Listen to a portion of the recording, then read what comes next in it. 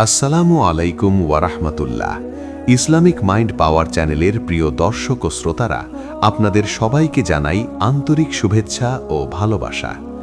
আল্লাহ তাআলার অসীম রহমতে আমরা পেয়েছি রহমত, মাগফিরাত ও নাজাতের মহামূল্যবান সময়। আর এই সময়ের সবচেয়ে বড় নেয়ামত হচ্ছে আল্লাহর কাছে ক্ষমা চাওয়ার সুযোগ।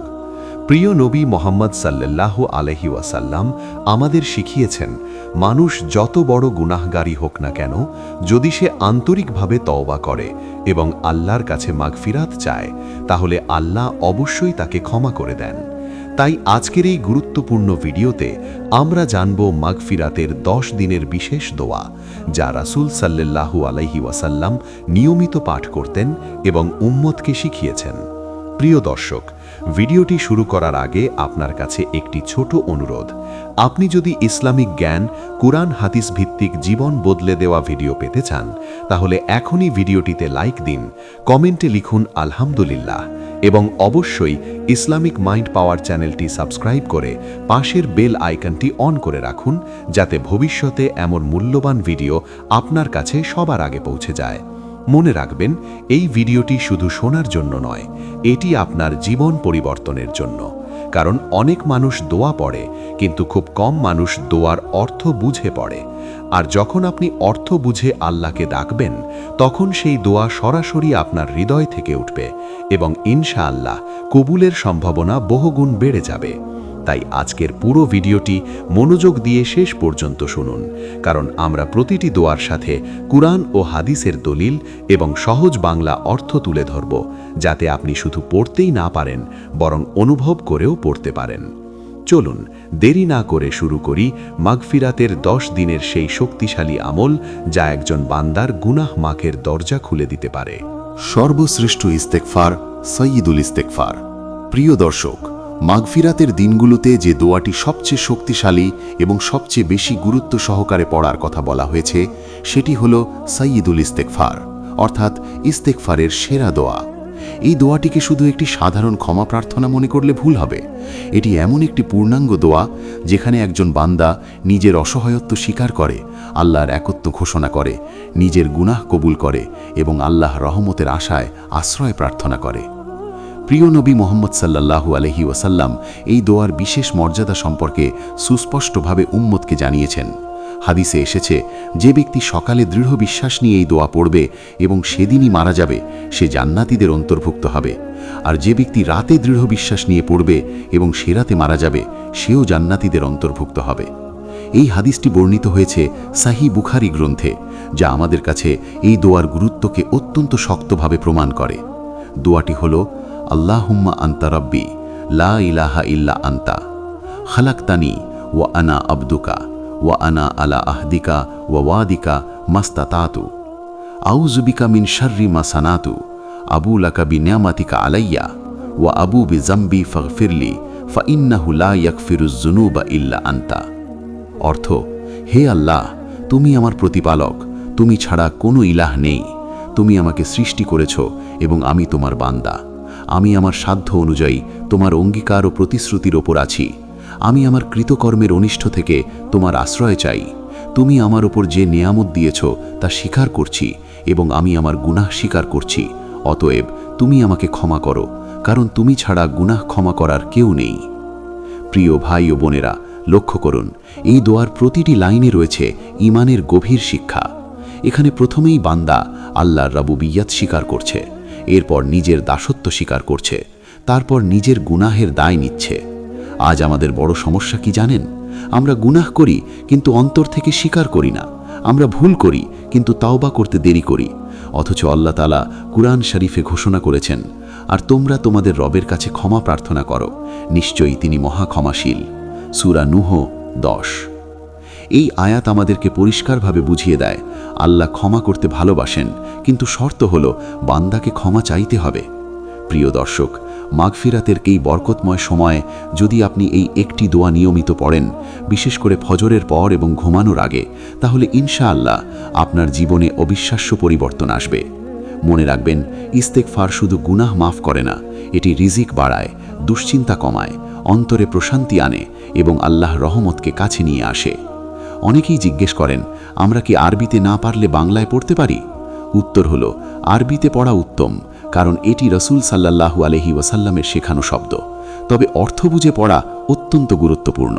তাই চেষ্টা করুন, আজ থেকেই এই দোয়াটি মুখস্থ করুন, অর্থ বুঝুন এবং নিয়মিত আমল করুন।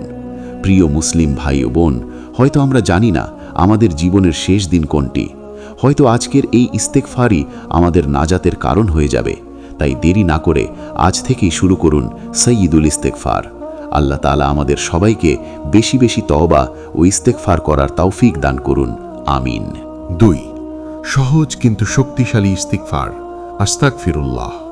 প্রিয় দর্শক, মাগফিরাতের দিনগুলোতে এমন একটি দোয়া আছে যা ছোট, সহজ এবং মুখে উচ্চারণ করতে খুবই হালকা, কিন্তু এর প্রভাব অত্যন্ত গভীর। সেই দোয়াটি হল আস্তাগফিরুল্লাহ, অর্থাৎ আমি আল্লাহর কাছে ক্ষমা প্রার্থনা করছি। অনেকেই মনে করেন ছোট দোয়ার মূল্য কম, কিন্তু বাস্তবতা হল এই ছোট্ট বাক্যটি রাসূল মুহাম্মদ সাল্লাল্লাহু আলাইহি ওয়াসাল্লাম নিজে প্রতিদিন অসংখ্যবার পড়তেন। হাদিসে এসেছে তিনি দিনে 70-এরও বেশি বার, অন্য বর্ণনায় 100 বার পর্যন্ত ইস্তেগফার করতেন। ভাবুন একবার, যিনি ছিলেন নিষ্পাপ নবী, তিনি যদি এত বেশি আস্তাগফিরুল্লাহ পড়েন, তাহলে আমরা গুনাহগার বান্দাদের কত বেশি পড়া উচিত। এই হাদিসটি বর্ণিত হয়েছে সহিহ বুখারী ও সহিহ মুসলিমে, যা এই আমলের গুরুত্বকে আরও দৃঢ় করে। আস্তাগফিরুল্লাহ শুধু মুখের শব্দ নয়, এটি একটি আত্মার কান্না, একটি ভাঙা হৃদয়ের আবেদন, একটি বান্দার রবের দরবারে ফিরে আসার ঘোষণা। যখন একজন বান্দা আন্তরিকভাবে বলে আস্তাগফিরুল্লাহ, তখন সে মূলত স্বীকার করছে, হে আল্লাহ, আমি ভুল করেছি, আমি দুর্বল, আমি তোমার ক্ষমার মুখাপেক্ষী। প্রিয় ভাই ও বোনেরা, কুরআনে আল্লাহ তাআলা ইস্তেগফারের অসাধারণ উপকারিতা উল্লেখ করেছেন। আল্লাহ বলেন, তোমরা তোমাদের রবের কাছে ক্ষমা চাও, নিশ্চয়ই তিনি মহা ক্ষমাশীল। তিনি তোমাদের উপর প্রচুর বৃষ্টি বর্ষণ করবেন, তোমাদের সম্পদ ও সন্তান বৃদ্ধি করবেন। সূরা নূহ 10-12। এই আয়াত আমাদের একটি বড় শিক্ষা দেয়। ইস্তেগফার শুধু গুনাহ মাফের জন্য নয়, এটি রিজিক বৃদ্ধি, জীবনের বরকত এবং দুনিয়াবী সমস্যার সমাধানেরও একটি শক্তিশালী মাধ্যম। আজ আমরা অনেকেই দুশ্চিন্তায় ভুগি, রিজিকের টানাপড়নে থাকি, মনে অশান্তি অনুভব করি। কিন্তু আমরা কি ভেবে দেখেছি আমরা কতবার আস্তাগফিরুল্লাহ বলি? অনেক আলেম বলেছেন, যে ঘরে বেশি ইস্তেগফার হয় সেই ঘরের রহমত নেমে আসে, কারণ ইস্তেগফার আল্লাহর গজবকে দূরে সরিয়ে দেয় এবং রহমতকে কাছে নিয়ে আসে। প্রিয় দর্শক, এই দোয়ার সবচেয়ে বড় সৌন্দর্য হলো এটি পড়ার জন্য আলাদা সময় লাগে না। আপনি হাঁটতে হাঁটতে পড়তে পারেন, কাজ করতে করতে পড়তে পারেন, গাড়িতে বসে পড়তে পারেন, এমনকি মনে মনে পড়লেও সওয়াব পাওয়া যায়। কিন্তু একটি বিষয় খুব গুরুত্বপূর্ণ, শুধু জিহ্বায় নয়, অন্তর দিয়েও পড়তে হবে। অনেক সময় আমরা তাসবিহ ঘোরাই, কিন্তু মন অন্যদিকে থাকে। এইভাবে পড়লে আসল প্রভাব পাওয়া যায় না। চেষ্টা করুন, যখন বলবেন আস্তাগফিরুল্লাহ, তখন অন্তরে অনুভব করুন, আমি সত্যিই আল্লাহর কাছে ফিরে যাচ্ছি। মাগফিরাতের এই বরকতময় দিনগুলোতে আপনি একটি সহজ টার্গেট নিতে পারেন। প্রতিদিন অন্তত 100 বার আস্তাগফিরুল্লাহ পড়বেন। যদি পারেন 300 বার, 500 বার, এমনকি 1000 বারও পড়তে পারেন। মনে রাখবেন, আল্লাহর কাছে কোনো আমলই ছোট নয় যদি তা আন্তরিক হয়। হয়তো আপনার জীবনের সবচেয়ে বড় সমস্যা, সবচেয়ে বড় দুশ্চিন্তা এই একটি ছোট্ট বাক্যের বরকতেই দূর হয়ে যাবে। তাই আজ থেকেই সিদ্ধান্ত নিন, আপনার জিহ্বা শুকিয়ে যাবে, কিন্তু আস্তাগফিরুল্লাহ বন্ধ হবে না। আল্লাহ তাআলা আমাদের সবাইকে বেশি বেশি ইস্তেগফার করার তৌফিক দান করুন, আমাদের গুনাহসমূহ ক্ষমা করে দিন এবং আমাদের অন্তরকে পবিত্র করে দিন। আমিন। 3. গুনাহ মাফের গভীর দোয়া, রব্বিগফিরলি ওয়াতুব আলাইয়া। প্রিয় দর্শক, মাগফিরাতের দিনগুলোতে আরেকটি অত্যন্ত গুরুত্বপূর্ণ ও হৃদয়স্পর্শী দোয়া রয়েছে, যা রাসূল মুহাম্মদ সাল্লাল্লাহু আলাইহি ওয়াসাল্লাম নিজে বেশি বেশি পড়তেন এবং সাহাবাদেরও পড়তে উৎসাহ দিতেন। দোয়াটি খুব ছোট, কিন্তু এর ভেতরে লুকিয়ে আছে তওবা, মাগফিরাত এবং আল্লাহর দিকে ফিরে আসার পূর্ণ আবেদন। দোয়াটি হল রব্বিগফিরলি ওয়াতুব আলাইয়া ইন্নাকা আনতাত তাওয়াবুর রাহিম। অর্থ, হে আমার রব, তুমি আমাকে ক্ষমা করো এবং আমার তওবা কবুল করো, নিশ্চয়ই তুমি তওবা কবুলকারী পরম দয়ালু। এই দোয়াটি এমন একটি দোয়া যেখানে শুধু ক্ষমা চাওয়া নয়, বরং ক্ষমা পাওয়ার পর আল্লাহর দিকে ফিরে আসার শক্তিও চাওয়া হয়েছে। কারণ অনেক মানুষ ক্ষমা চায় কিন্তু আবার সেই একই গুনাহে ফিরে যায়, কিন্তু এই দোয়া একজন বান্দাকে আল্লাহর দিকে স্থায়ীভাবে ফিরে আসার শিক্ষা দেয়। হাদিসে বর্ণিত আছে, রসূল সাল্লাল্লাহু আলাইহি ওয়াসাল্লাম এক মজলিসে বসে এই দোয়া বহুবার পড়তেন। এই হাদিসটি এসেছে সুনানে আবু দাউদ এবং জামে তিরমিজিতে, যা আমাদের কাছে এই আমলের গুরুত্বকে স্পষ্ট করে দেয়। প্রিয় ভাই ও বোনেরা, লক্ষ্য করুন, এই দোয়ার প্রথম শব্দই হল রব্বি, হে আমার রব। এখানে বান্দা সরাসরি আল্লাহর সাথে ব্যক্তিগত সম্পর্ক স্থাপন করছে। এটি শুধু মুখের দোয়া নয়, এটি একটি অন্তরের সংলাপ। আজ আমাদের জীবনের বড় সমস্যা হল আমরা আল্লাহকে দূরের কেউ মনে করি, অথচ তিনি আমাদের খুব কাছেই আছেন। আল্লাহ তাআলা কুরআন শরীফে বলেন, আর আমার বান্দারা যখন আমাকে আমার সম্পর্কে জিজ্ঞেস করে তখন বলো, নিশ্চয়ই আমি নিকটবর্তী, আমি দোয়াকারীর দোয়ার জবাব দেই যখন সে আমাকে ডাকে। সূরা বাকারা 186। এই আয়াত আমাদের অন্তরে আশা জাগায়, আপনি যত গুনাহি করেন না কেন, যদি আপনি আন্তরিকভাবে বলেন রব্বিগফিরলি, আল্লাহ শুনছেন। আপনি যদি চোখের পানি নিয়ে বলেন ওয়াতুবা আলাইয়া, আল্লাহ আপনার দিকে ফিরে আসার পথ খুলে দেন। প্রিয় দর্শক, এই দোয়ার একটি বিশেষ সৌন্দর্য হল এটি খুব সহজে মুখস্থ করা যায় এবং নামাজের ভেতর বাইরে পড়া যায়। বিশেষ করে সিজদায়, নামাজের পর, তাহাজ্জুদের সময় অথবা ইফতারের আগে এই দোয়া পড়া অত্যন্ত উপকারী। অনেক আলেম বলেছেন, সিজদার সময় এই দোয়া পড়লে তার প্রভাব অন্তরে দ্রুত পড়ে, কারণ সিজদা হল বান্দার সবচেয়ে নিকটবর্তী অবস্থা তার রবের কাছে। কিন্তু একটি বিষয় মনে রাখবেন, দোয়া পড়ার সময় গাফেল হবেন না। ধীরে ধীরে বুঝে বুঝে পড়ুন। চেষ্টা করুন প্রতিটি শব্দ অন্তরে অনুভব করতে। আপনি যখন বলবেন রব্বিগফিরলি, মনে মনে আপনার গুনাহগুলো স্মরণ করুন। যখন বলবেন ওয়াতুবা আলাইয়া, নিজেকে নতুন করে শুরু করার প্রতিজ্ঞা করুন। প্রিয় মুসলিম ভাই ও বোন, হয়তো আমরা জানি না আমাদের কত গুনাহ জমে আছে, হয়তো এমন গুনাহ আছে যা আমরা ভুলেও গেছি, কিন্তু আল্লাহ সব জানেন। তাই এই দোয়াটি আপনার দৈনন্দিন জীবনের অংশ বানিয়ে ফেলুন। মাগফিরাতের এই বরকতময় সময়ে যদি আপনি নিয়মিত এই দোয়া পড়েন, ইনশাআল্লাহ আপনার অন্তর নরম হবে, গুনাহ কমবে এবং আল্লাহর সাথে সম্পর্ক গভীর হবে। আজ থেকেই শুরু করুন, কমপক্ষে 100 বার এই দোয়া পড়বেন। দেখবেন অল্প কিছু দিনের মধ্যেই আপনার অন্তরে এক অদ্ভুত প্রশান্তি নেমে আসবে। আল্লাহ তাআলা আমাদের সবাইকে আন্তরিক তওবা করার তৌফিক দান করুন, আমাদের গুনাহসমূহ মাফ করে দিন এবং আমাদেরকে তার প্রিয় বান্দাদের অন্তর্ভুক্ত করুন। 4.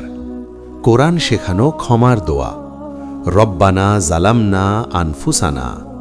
প্রিয় দর্শক, মাগফিরাতের দিনগুলোতে যে দোয়াটি বিশেষভাবে আমাদের হৃদয়কে নরম করে দেয় এবং আল্লাহর দরবারে ভাঙা অন্তরে ফিরে যেতে শেখায়, সেটি হল কোরআনে বর্ণিত হযরত আদম আলাইহিসসালাম ও হাওয়া আলাইহিসসালামের তওবার দোয়া। এই দোয়াটি শুধু একটি বাক্য নয়, এটি মানব জাতির প্রথম তওবার ইতিহাস। যখন মানুষ ভুল করে তখন কিভাবে আল্লাহর কাছে ফিরে আসতে হয়, এই দোয়া আমাদের সেই পথ দেখায়। দোয়াটি হল রব্বানা জালামনা আনফুসানা ওয়া ইল্লাম তাগফির লানা ওয়া তারহামনা লানাকুনান্না মিনাল খাসিরিন। অর্থ, হে আমাদের রব, আমরা নিজেদের ওপর জুলম করেছি, আর যদি তুমি আমাদের ক্ষমা না করো এবং আমাদের প্রতি দয়া না করো, তবে আমরা অবশ্যই ক্ষতিগ্রস্তদের অন্তর্ভুক্ত হয়ে যাব। এই দোয়াটি এসেছে কোরআন শরীফের সূরা আরাফ আয়াত 23-এ। প্রিয় ভাই ও বোনেরা, এই দোয়ার ভেতরে একটি অসাধারণ শিক্ষা রয়েছে।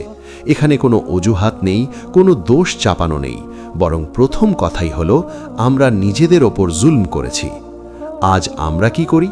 আমরা ভুল করলে পরিস্থিতিকে দোষ দেই, মানুষকে দোষ দেই, ভাগ্যকে দোষ দেই, কিন্তু নিজেকে দোষ দিতে চাই না। অথচ সত্যিকারের তওবার প্রথম ধাপ হল নিজের ভুল স্বীকার করা। এই দোয়া আমাদের সেই চরিত্র গঠন করতে শেখায়। হযরত আদম আলাইহিসসালাম যখন ভুল করেছিলেন তখন তিনি অহংকার করেননি, যুক্তি দেননি, বরং সঙ্গে সঙ্গে আল্লাহর কাছে মাথা নত করে এই দোয়া পড়েছিলেন, আর আল্লাহ তার তওবা কবুল করেছিলেন। এ থেকে আমরা বুঝতে পারি গুনাহ করা মানুষ হওয়ার অংশ, কিন্তু গুনাহের পর আল্লাহর দিকে ফিরে আসা হলো মুমিন হওয়ার পরিচয়। প্রিয় দর্শক, এই দোয়ার দ্বিতীয় অংশ আরও গভীর। যদি তুমি আমাদের ক্ষমা না করো তবে আমরা ক্ষতিগ্রস্তদের অন্তর্ভুক্ত হব। এখানে একজন বান্দা বুঝিয়ে দিচ্ছে আল্লাহর ক্ষমা ছাড়া তার কোনো নিরাপত্তা নেই। এই অনুভূতিই হল খাঁটি ঈমানের লক্ষণ। আজ আমাদের অনেকের অন্তরে এই ভয়টা কমে গেছে।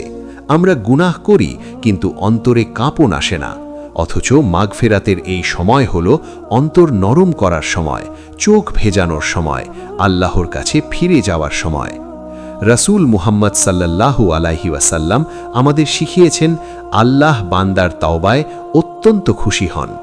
সহি হাদিসে এসেছে, একজন ব্যক্তি মরুভূমিতে তার হারানো উট ফিরে পেলে যত খুশি হয়, আল্লাহ বান্দার তওবায় তার চেয়েও বেশি খুশি হন। এই হাদিসটি বর্ণিত হয়েছে সহি মুসলিমে। তাহলে ভাবুন, আপনি যখন এই দোয়া পড়ে আন্তরিকভাবে বলবেন, রব্বানা জালামনা আনফুসানা, তখন আল্লাহ কতটা খুশি হন। প্রিয় ভাই ও বোন, এই দোয়াটি বিশেষ করে রাতের নির্জনে, তাহাজ্জুদের সময়, সেজদায় অথবা ইফতারের আগে পড়া অত্যন্ত উপকারী, কারণ তখন অন্তর বেশি নরম থাকে এবং দোয়া কবুলের সম্ভাবনা বেশি থাকে। চেষ্টা করুন শুধু মুখে নয়, চোখের পানি নিয়ে পড়তে, কারণ আল্লাহ ভাঙা হৃদয়ের দোয়া ফিরিয়ে দেন না। আজ থেকেই এই দোয়াটি আপনার জীবনের অংশ বানিয়ে ফেলুন। প্রতিদিন অন্তত 50 বা 100 বার পড়ার চেষ্টা করুন। দেখবেন ধীরে ধীরে আপনার অন্তরে গুনাহের প্রতি ঘৃণা তৈরি হবে এবং আল্লাহর প্রতি ভালোবাসা বাড়বে। আল্লাহ তাআলা আমাদের সবাইকে হযরত আদম আলাইহিসসালামের মতো দ্রুত তওবা করার তৌফিক দান করুন। আমাদের গুনাহসমূহ ক্ষমা করে দিন এবং আমাদেরকে ক্ষতিগ্রস্তদের অন্তর্ভুক্ত হওয়া থেকে হেফাজত করুন। আমিন। 5. ক্ষমা ও রহমত একসাথে চাওয়ার দোয়া, রব্বিগফির ওয়ারহাম ওয়া আনতা খায়রুর রাহিমিন। প্রিয় দর্শক, মাগফিরাতের দিনগুলোতে শেষ যে দোয়াটি আপনাদের সাথে শেয়ার করছি, এটি এমন একটি পূর্ণাঙ্গ আবেদন যেখানে একজন বান্দা শুধু ক্ষমাই চায় না, বরং আল্লাহর রহমতও কামনা করে। কারণ সত্য কথা হলো, শুধু গুনাহ মাফ হলেই যথেষ্ট নয়, আমাদের আল্লাহর রহমতও প্রয়োজন, যাতে আমরা সঠিক পথে টিকে থাকতে পারি। এই দোয়াটি হলো রব্বিগফির ওয়ারহাম ওয়া আনতা খায়রুর রাহিমিন। অর্থ, হে আমার রব, তুমি আমাকে ক্ষমা করো এবং আমার প্রতি দয়া করো, তুমি তো সর্বশ্রেষ্ঠ দয়ালু। এই দোয়াটি কুরআনে এসেছে। আল্লাহ তাআলা কুরআন শরীফের সূরা মুমিনুন আয়াত 118-তে এই দোয়ার শিক্ষা দিয়েছেন। প্রিয় ভাই ও বোনেরা, এই দোয়ার সৌন্দর্য হলো এটি খুব ছোট, কিন্তু এর ভেতরে রয়েছে দুনিয়া ও আখেরাতের সফলতার চাবিকাঠি। এখানে 3টি গুরুত্বপূর্ণ আবেদন রয়েছে। প্রথমত, রব্বিগফির অর্থাৎ গুনাহ মাফ করে দাও। দ্বিতীয়ত, ওয়ারহাম অর্থাৎ আমার ওপর রহম করো। তৃতীয়ত, আল্লাহর একটি মহান গুণের স্বীকৃতি, তুমি সর্বশ্রেষ্ঠ দয়ালু। যখন একজন বান্দা আল্লাহর গুণ স্বীকার করে দোয়া করে, তখন সেই দোয়া কবুল হওয়ার সম্ভাবনা অনেক বেড়ে যায়। রাসূল মুহাম্মদ সাল্লাল্লাহু আলাইহি ওয়াসাল্লাম আমাদের শিখিয়েছেন, দোয়ার সময় আল্লাহর প্রশংসা ও গুণ বর্ণনা করা অত্যন্ত গুরুত্বপূর্ণ, কারণ এটি বান্দার বিনয় এবং আল্লাহর প্রতি তার গভীর বিশ্বাস প্রকাশ করে। প্রিয় দর্শক, আমরা অনেক সময় শুধু সমস্যার সময় আল্লাহকে ডাকি, বিপদ গেলেই আবার ভুলে যাই। কিন্তু একজন সচেতন মুমিনের বৈশিষ্ট্য হলো, সে সবসময় আল্লাহর কাছে ক্ষমা ও রহমত চায়, কারণ সে জানে মানুষ ভুল করবেই, শয়তান ধোঁকা দিতেই থাকবে, দুনিয়ার ফিতনা আসতেই থাকবে। তাই তাকে সব সময় আল্লাহর রহমতের ছায়ায় থাকতে হবে। এই দোয়াটি বিশেষভাবে সিজদায়, নামাজের পর, তাহাজ্জুদের সময় এবং ইফতারের আগে পড়া খুবই উপকারী। বিশেষ করে সিজদায় পড়লে এর প্রভাব অন্তরে গভীরভাবে পড়ে, কারণ হাদিসে এসেছে, বান্দা তার রবের সবচেয়ে নিকটবর্তী হয় সিজদার অবস্থায়। তাই সেই সময় বেশি বেশি দোয়া করতে বলা হয়েছে। এই হাদিসটি বর্ণিত হয়েছে সহিহ মুসলিমে। প্রিয় মুসলিম ভাই ও বোন, একটি বিষয়ে গভীরভাবে মনে রাখবেন, আমরা কেউই আল্লাহর রহমত ছাড়া জান্নাতে যেতে পারবো না। এমনকি রাসূল সাল্লাল্লাহু আলাইহি ওয়াসাল্লাম নিজেও বলেছেন, আল্লাহর রহমত ছাড়া কেউ জান্নাতে প্রবেশ করতে পারবে না। তাহলে আমরা কেন এই দোয়াটি বেশি বেশি পড়ব না? আজ থেকেই সিদ্ধান্ত নিন, প্রতিদিন অন্তত 100 বার রব্বিগফির ওয়ারহাম পড়বেন। হাঁটতে হাঁটতে পড়বেন, কাজ করতে করতে পড়বেন, নামাজের পর পড়বেন। ধীরে ধীরে দেখবেন আপনার অন্তরে এক ধরনের নরম ভাব, এক ধরনের আল্লাহ ভীতি এবং এক ধরনের প্রশান্তি তৈরি হচ্ছে। মাগফিরাতের এই বরকতময় সময় যেন আমাদের হাতছাড়া না হয়। আল্লাহ তাআলা আমাদের সবাইকে বেশি বেশি এই দোয়া পড়ার তৌফিক দান করুন, আমাদের গুনাহসমূহ মাফ করে দিন, আমাদের ওপর তার বিশেষ রহমত নাজিল করুন এবং আমাদেরকে দুনিয়া ও আখেরাতে সফলদের অন্তর্ভুক্ত করুন। আমিন। প্রিয় দর্শক, আজকের এই গুরুত্বপূর্ণ ভিডিওতে আমরা জেনেছি মাগফিরাতের 10 দিনের জন্য এমন 5টি শক্তিশালী দোয়া যা একজন মুসলিমের জীবনে গুনাহ মাফের দরজা খুলে দিতে পারে। আমরা বুঝতে পেরেছি ক্ষমা চাওয়া শুধু মুখের কথা নয়, এটি অন্তরের ভাঙন, আত্মার ফিরে আসা এবং আল্লাহর দরবারে বিনম্র আত্মসমর্পণ। প্রিয় নবী মোহাম্মদ সাল্লাল্লাহু আলাইহি ওয়াসাল্লাম আমাদের শিখিয়েছেন, মানুষ যত গুনাহই করুক না কেন, যদি সে আন্তরিকভাবে তওবা করে, আল্লাহ অবশ্যই তাকে ক্ষমা করেন। তাই আজকের এই দোয়াগুলো যেন শুধু শোনা পর্যন্ত সীমাবদ্ধ না থাকে, বরং আমাদের দৈনন্দিন জীবনের অংশ হয়ে যায়। মনে রাখবেন, আমরা কেউই জানি না আমাদের জীবনের শেষ মুহূর্ত কখন আসবে। হয়তো আজকের একটি ইস্তেগফার, আজকের একটি চোখের পানি, আজকের একটি আন্তরিক রব্বিগ ফিরলি, এটাই হয়ে যেতে পারে আমাদের নাজাতের কারণ। আল্লাহ তাআলা কুরআন শরীফে বারবার বান্দাদের তওবার দিকে আহ্বান করেছেন এবং প্রতিশ্রুতি দিয়েছেন যে তিনি মহা ক্ষমাশীল, পরম দয়ালু। তাই দেরি নয়, আজ থেকেই নিজের জিহ্বাকে ইস্তেগফারে অভ্যস্ত করুন, অন্তরকে নরম করুন এবং আল্লাহর সাথে সম্পর্ককে নতুন করে গড়ে তুলুন। প্রিয় ভাই ও বোন, যদি এই ভিডিওটি আপনার অন্তরকে স্পর্শ করে থাকে, যদি আপনি মনে করেন এই দোয়াগুলো আরও মানুষের কাছে পৌঁছানো দরকার, তাহলে ভিডিওটিতে অবশ্যই লাইক দিন, কমেন্টে লিখুন আল্লাহুম্মা গফিরলি এবং আপনার প্রিয়জনদের সাথে শেয়ার করুন। ইসলামিক মাইন্ড পাওয়ার চ্যানেলটি এখনও সাবস্ক্রাইব না করে থাকলে সাবস্ক্রাইব করে বেল আইকনটি অন করে রাখুন, যাতে কুরআন ও হাদিস ভিত্তিক এমন উপকারী ভিডিও সবার আগে আপনার কাছে পৌঁছে যায়। আল্লাহ তাআলা আমাদের সবাইকে বেশি বেশি তওবা ও ইস্তেগফার করার তৌফিক দান করুন, আমাদের গুনাহসমূহ সম্পূর্ণ মাফ করে দিন এবং আমাদেরকে তার প্রিয় বান্দাদের অন্তর্ভুক্ত করুন। দেখা হবে পরবর্তী ভিডিওতে ইনশাআল্লাহ। আসসালামু আলাইকুম ওয়া রাহমাতুল্লাহ।